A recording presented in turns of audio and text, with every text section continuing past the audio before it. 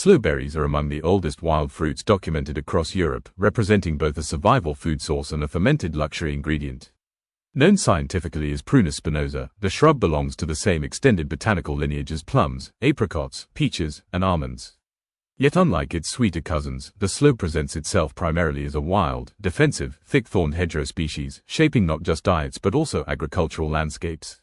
Sloes occur naturally from Central Europe to Western Asia. Their expansion coincided with early settlement areas because humans historically cultivated blackthorn as a living barrier. Where fences did not exist, villages, orchards, farms, and property lines often depended on dense blackthorn plantings.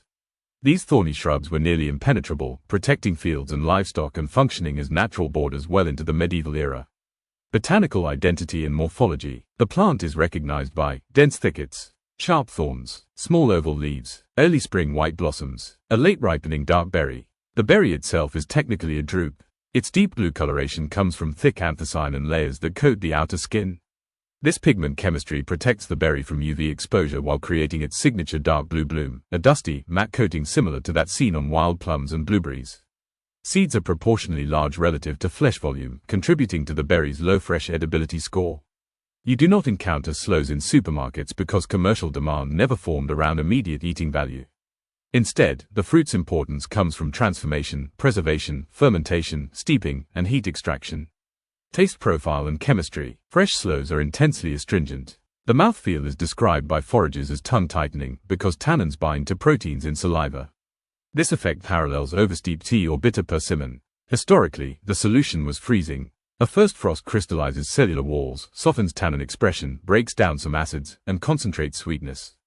This is why traditional harvest season begins only after frost exposure. The fruit effectively prepares itself for human consumption through natural freeze-thaw cycles. Cultural significance and European foraging tradition. Throughout European history, farms often relied on native hedgerow systems. Blackthorn formed the foundational barrier in these hedge corridors. Birds nested within them, insects used them for shelter, and small animals used them for mobility. Families passed down the knowledge of which hedgerows bore the strongest berries. Foraging became an intergenerational ritual. Children learned to identify blossoms in spring, then returned to the same countryside paths in late autumn to collect ripened sloes. Records show that in the early Middle Ages, preserved sloe mixtures were administered as an intestinal stabilizer. Infusions made from the bark and leaves were reported in old manuscripts to aid fever, digestive irregularities, and seasonal weakness. While none of these claims form conclusive scientific treatment, they document the early herbal framework of Europe. Sloe gin, the most famous application. Perhaps the most impactful cultural contribution of sloe berries is their use in sloe gin. The practice originated in Britain during the 18th and 19th centuries. Hedge-line properties overflowed with fruits nobody ate raw. Households began steeping berries in high-proof spirits, adding sugar over long durations. Key processes included piercing each berry to improve extraction, mixing berries with gin, thawing in dark conditions for months, filtering before bottling. The outcome was ruby-colored liquor with improved viscosity, floral aroma, and mellow fruit depth. Sloe gin has since evolved from a functional homemade beverage to a sophisticated artisanal product category.